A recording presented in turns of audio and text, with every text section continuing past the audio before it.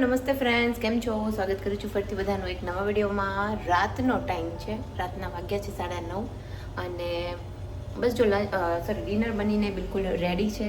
મોટાભાગના ઘણા લોકો કહેતા હોય ને કે ડિનરમાં શું બનાવો છો ને એ પણ ક્યારેક બતાવજો. અને રાતના વિડીયોઝ મારે ઓછા જ થાય બનાવવાના, બહુ ઓછા, કેમ કે હું સાંજ સુધીમાં પછી વિડીયો છે ઇનફ થઈ ગયો હોય છે. સો જો આજે છે, જો શું બનાવ્યું છે, થેપલા. આપણા હરેક ગુજરાતીઓના ફેવરેટ થેપલા. ગમે એ સિઝન હોય ને, શિયાળો, ઉનાળો કે ચોમાસું, આપણને ભાવે જ. અને ટ્રાવેલિંગના તો એટલા આમ કહેવાય ને કે ટ્રાવેલિંગ ક્યાંય કરવાનું હોય, અડધા દિવસનું પણ હોય ને, તો પહેલો વિચાર એમ જ આવે કે થોડાક થેપલા બનાવી નાખીએ. નહીં, અમારા ઘરમાં તો એવું જ છે. મોટાભાગે ગમે ત્યાં અમે ફરવા જઈએ, મારા હસબન્ડને પણ થેપલાનો ડબ્બો ભરીને દઈ દઈએ ને, એટલે એમને 2-3 દિવસ સુધી આરામથી ચાલે. સો ચાલો જો બતાવું આજને ડિનરમાં શું બનાવ્યું. અમે દૂધી અને મેથી છે, થોડીક મેથી પડી હતી, તલને બધું નાખી અને મસ્ત જો થેપલા બનાવી નાખ્યા છે. અને બાકી અહીંયા થોડીક સૂકી ભાજી. તો હું છે ને સૂકી ભાજી આવી બનાવું છું, મરીનો ભૂક્કો નાખીને. મારા હસબન્ડને આવી રીતે ભાવે, એને યલો કે રેડ હોય ને એ નથી ભાવતી, એટલે એમના માટે સૂકી ભાજી બનાવી છે. હું દહીં અને થેપલું ખાઈશ. બાકી બસ જો વાસણ બધું બહાર મૂકવાનું છે, ઓલમોસ્ટ કામ થઈ ગયું છે બધું. સો આજે સાંજે છે ને પ્રહાન આખો દિવસ, કેમ કે આજે મને મજા નહોતી ને, એટલે પ્રહાન દિશાલીના ઘરે ગયો તો આજે એને સ્કૂલે પણ નથી મોકલ્યો. અને મારા હસબન્ડ કહે કે હા, મારા હસબન્ડ કહે તારી તબિયત સારી નથી, તો સવારે વહેલી ન ઉઠતી, આજે એને નથી એક દિવસ મોકલવો. એટલે પ્રહાન સ્કૂલે નહોતો ગયો, એટલે એને થોડુંક પછી બોર લાગતું હતું, એટલે બપોર પછી એ દિશાલીના ઘરે ગયો હતો. અને બસ જો આવી ગયો છે, થોડો ફ્રેશ થવા ગયો છે. અને ચાલો જમી લઈશું હમણાં ડિનર ટાઈમ. અને પછી આજે તો સૂઈ જ જશું વહેલા, કેમ કે આજે મારી તબિયત સારી છે, કાલે એને સ્કૂલે મોકલી દેવાનો છે. તો મને એમ થયું કે વિડીયો છે ને એ સ્ટાર્ટ કરી દઉં, કેમ કે જો વિડીયો સ્ટાર્ટ કરી દીધો હોય ને તો એકદમ છે ને આગળ આપણને બૂસ્ટ મળે કે ના, હવે અહીંયાથી આપણે વિડીયો આગળ કન્ટિન્યુ કરીએ, એટલા માટે. તો બસ જો થઈ ગઈ છે નેક્સ્ટ ડેની મોર્નિંગમાં બેઝિક જે કંઈ સવારનો નાસ્તો, ચા પાણી, ફ્રેશ થવાનું હોય એ બધું જ થઈ ગયું છે. દીવાબત્તીથી લઈને બધું જ માસી એનું ઝાપટ ઝૂપટ કરે છે. અને એની સાથે સાથે મેં કીધું કે એક ખાના છે ને આવી રીતના હું ક્યારેક કાઢું. માસી પણ એનું કિચનમાં નાનું મોટું જે કંઈ બીજું કામ કરતા હોય ત્યારે એમની સાથે વાતો કરતાં કરતાં મારે છે ને એક ખાના સાફ થઈ જતા હોય છે. એટલે આવી જ રીતના હમણાંથી હું કરું છું કે એક કાઢ્યું ને તો આપણે એક શું છે કે તરત જ તો 10-15 મિનિટના ટાઈમમાં એક ડ્રોઅર ક્લીન થઈ જાય. પ્લસ બીજું એ કે એકસાથે બધું કાઢીએ ને પછી સમજાય નહીં કે ક્યાં બધી વસ્તુઓ પાછી ગોઠવવી. એટલે બને ત્યાં સુધી હું આ રીતના કરતી હોઉં છું. અને મેં છે ને જે લાસ્ટ ટાઈમ હમણાં મેં બતાવેલું હતું કે મેં એમેઝોનમાંથી એક 8 કમ્પાર્ટમેન્ટવાળું એક બોક્સ મંગાવ્યું છે, પેટી જેવું છે, સરસ છે. અને એની અંદર છે ને સીડ્સ રાખવા છે. હું મારે મોટાભાગના સીડ્સ છે ને બહાર રાખું છું. જો યુઝ ન થાય ને તો એ સીડ્સ પછી ખરાબ થઈ જાય છે. એમાં પહેલાં શું કહેવાય, ખોરા થઈ જતા હોય છે, એટલે ખાવાની પછી મજા ના આવે. એટલે મીંદું એને છે ને હું ફ્રીજમાં રાખી દઉં. બધા જ સીડ્સ છે પ્લસ કાજુ બદામ જે કાંઈ બી હોય ને બધું અમુક જે રૂટીનમાં યુઝ થાય છે બહાર રાખું છું. બાકી જે કાંઈ બધી એક્સ્ટ્રા છે ને મારી પાસે પિસ્તા ને બધું છે એ બારે પડ્યું થોડુંક પહેલું થઈ જતું હોય છે. અને અમારે અહીંયા હ્યુમિડિટીવાળું વેધર, તો ભેજ પણ જો ક્યારેક લાગી જાય ને તો એ ખરાબ થઈ જાય છે. એટલે બને ત્યાં સુધી આ બધી વસ્તુઓ ફ્રીજમાં રાખવાથી છે ને એક તો ક્રિસ્પી જે કડક રહે છે, ક્રિસ્પીનેસ જે એમની છે ને એઝ ઇટ ઇઝ રહેતી હોય છે ને, જલ્દીથી ખરાબ નથી થતું. તો અહીંયા એક વાળું જે ડ્રોઅર છે સાફ કરી નાખ્યું છે. મોટાભાગે આમાં બધી મારી જ વસ્તુઓ રાખેલી છે, કે હની છે, મારું જે કંઈ ડાયટનું સામાન છે, બ્લેન્ડર છે, હની છે, અને બસ ઝીણી ઝીણી બીજી બધી વસ્તુઓ. કાળા તલનો એક ડબ્બો પણ એમાં જ ભરેલો હતો. કાળા તલમાંથી શું વાનગી બનાવી શકાય, અત્યારના વેધર પ્રમાણે શું કાંઈ ખાઈ શકાય, મને કમેન્ટ કરીને જરૂરથી કહેજો. કેમ કે થોડા એવા જ છે, જો આ ડીશમાં મેં કાઢ્યા એટલા જ. બટ હું વિચારું છું કે એ છે ને બગડી જાય, સાવ ખરાબ થઈ જાય ને પહેલાં એનું કંઈક બનાવી અને યુઝ કરી નાખું. ત્યાં ડબ્બો વોશ કરવા મેં રાખ્યો છે અને તલની મેં તડકે સૂકવી દીધા છે. અહીંયા છે ને મારી એક વસ્તુ બહુ સારી થઈ ગઈ, બાલ્કનીમાં જ સરસ તડકો આવે છે. એટલે સૂકવવાનું જે કંઈ બી હોય ને તરત જ હું અહીંયા અડધો દિવસ પણ રાખું ને તો એકદમ સરસ બધું જ સુકાઈ જતું હોય છે. અને થોડી ઘણી છે ને ગમ્મીઝ મેં મંગાવેલી હતી, એમાં હેર અને મેગ્નેશિયમ મેં મંગાવેલું છે સ્પેશિયલી, કેમ કે મને લેગ ક્રેમ્સ આવતા હતા રાતે, ઊંઘ જલ્દીથી નહોતી આવતી. એટલે મેગ્નેશિયમની પેલી જે ગમ્મીઝ છે ને એ લઉં છું, તો એનાથી મને સારું રહે છે. એક તો ઊંઘ સરસ આવી જાય છે રાતના, અને લેગ ક્રેમ્સ છે નથી થતા. 3 મહિના માટે મંગાવી હતી, હજી મારી પાસે ઘણી બધી પડેલી છે. લગભગ 1 મહિનાથી હું લઉં છું. અને જો આ વાળો જે ડબ્બો છે ને આની અંદર આવી રીતના ભરી અને બધી જ વસ્તુઓ રાખવી છે, કે આ બધી વસ્તુઓ હવે હું ફ્રીજમાં રાખી સ્ટોર કરીને, કેમ કે આ બહુ ઓછી યુઝ થાય છે એટલા માટે.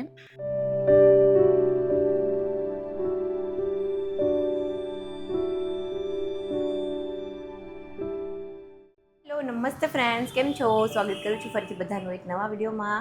બપોરનો ટાઈમ થઈ ગયો છે અને આજે સવારથી જ છે ને થોડા કામમાં બિઝી હતા, કેમ કે મેં લાસ્ટ વિડીયોમાં પણ એકાદ વખત કીધેલું હતું ને કે વિન્ડોઝ જે હોય છે ને એમાં જે ફરતું સિલિકોન ક્યારેક ઘણી વખત ખરાબ થઈ ગયું હોય છે, નીકળી ગયું હોય છે, તડકાના લીધે એમાં ક્રેક્સ આવી જતા હોય છે.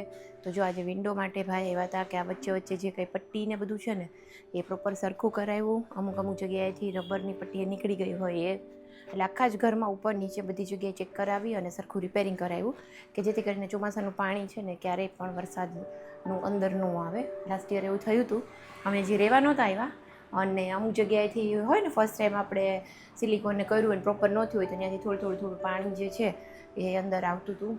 એટલે બસ જો સવારથી એ બધું ચાલતું હતું. થોડી ઘણી તબિયત સારી નહોતી એટલે લેટ ઉઠું છું હમણાંથી અને રાંધાય ને પછી તો સૂઈ જ જાઉં છું. 9 સાડા 9 આજે ઉઠી હતી અને બસ પછી જો નાહી ધોઈ અને આવી ગઈ છું હવે કિચનમાં. આમ તો બપોર થઈ ગઈ છે, બીજું ઘણું બધું કામ હતું. આજે મેન માસીએ છે ને જૂના મારા પંખા અમે લોકો ગોતતા હતા અને એના પાંખ્યા નથી મળતા એટલે એ બધું શોધવામાં થોડોક મારો જે ટાઈમ છે એમાં નીકળી ગયો. એટલે અમે પલંગમાંથી થોડી ઘણી વસ્તુઓ કાઢી અને બસ એવો થોડો ઘણો નકામો ટાઈમ વેસ્ટ કર્યો છે. આમ તો ટાઈમ વેસ્ટ તો નહીં, બટ 1-2 વસ્તુ શોધવાની હતી, બટ એની પાછળ બીજી એવી ઘણી બધી વસ્તુ મળી કે જેમાં અમારો ટાઈમ વધારે ખરાબ થઈ ગયો. અને જો મસ્ત લીલા ધાણાને સાફ કરીને રાખવા છે અને આજે બનાવવાના છે બપોરે લંચમાં ખાટિયા ઢોકળા.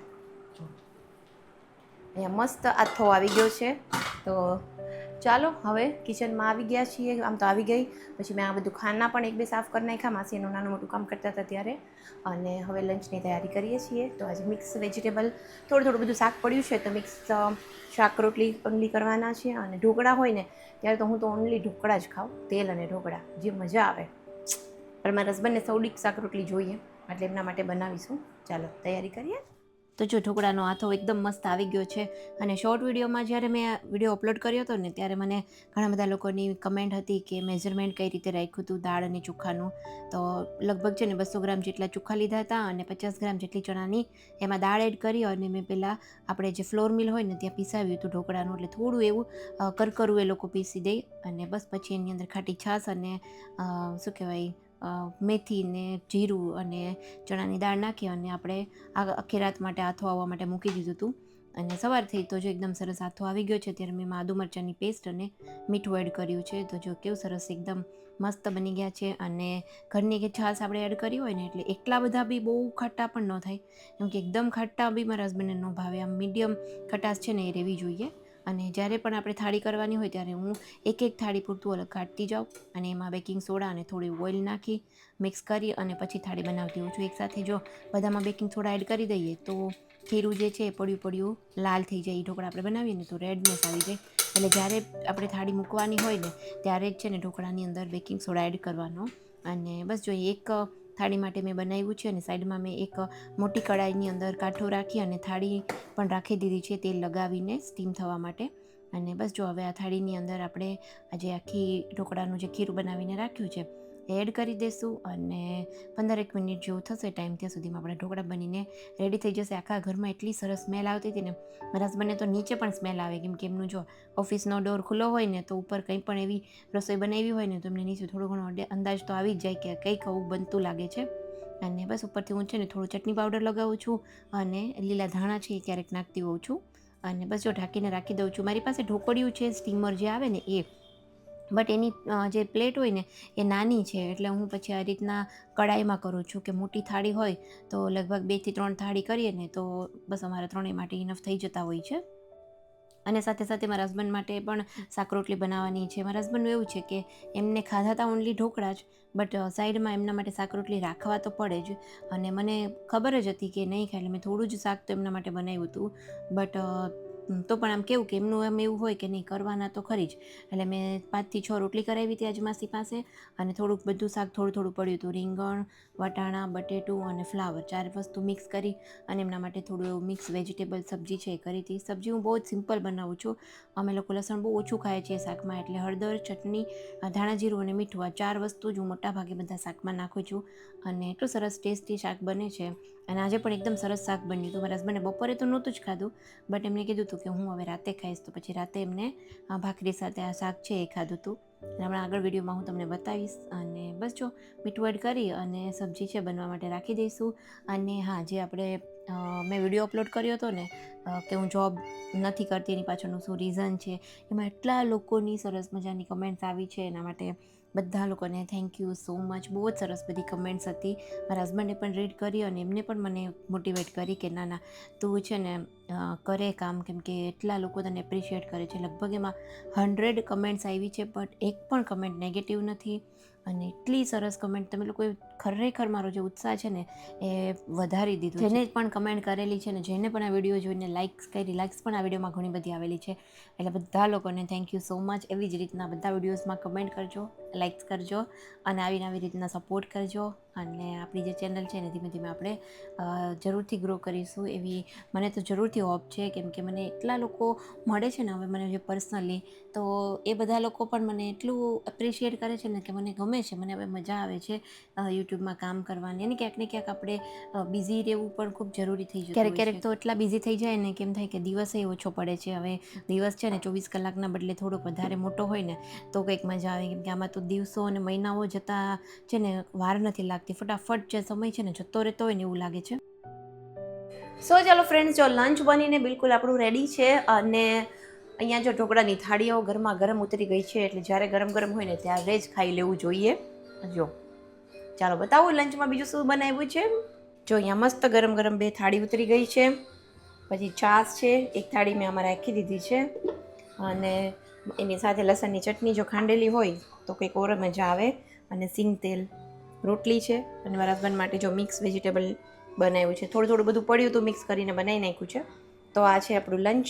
ચાલો, તમે લોકો આ ખાટિયા ઢોકળા છે ને એ કઈ વસ્તુ સાથે ખાવાનું વધારે પ્રિફર કરો? કમેન્ટ કરીને મને જરૂરથી જણાવજો.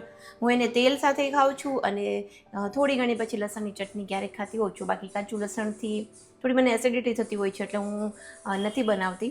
બટ તો પણ મને આમ મન તો થઈ જ જાય કે એક બે બાઈટ છેલ્લે જે આમ મનને સંતોષ કરવો હોય ને. બોલને કંઈ ન થાય. ફ્રેન્ડ જો મસ્ત ચોપાટી છે આપણી પોરબંદરની, કેટલી સરસ.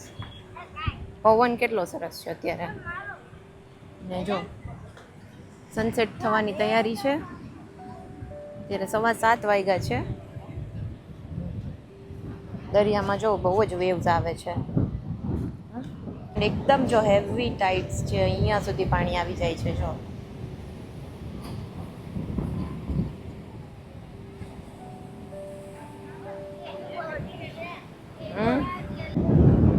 બહુ જ વધારે પાણી છે અત્યારે તો. એકદમ વિડીયોમાં છે ને દેખાતું નથી. અને જો ફ્રેન્ડ્સ, આ છે અમારા પોરબંદરની મસ્ત ચોપાટી. આ છે સામે જે છે ને એ રાજમહેલ છે. આમ તો અત્યારે છે ને બંધ છે, એમાં કોઈને જવા નથી દેતા જોવા માટે. કેમ સેટરડે આજે છે એટલે થોડાક માણસો વધારે દેખાય છે.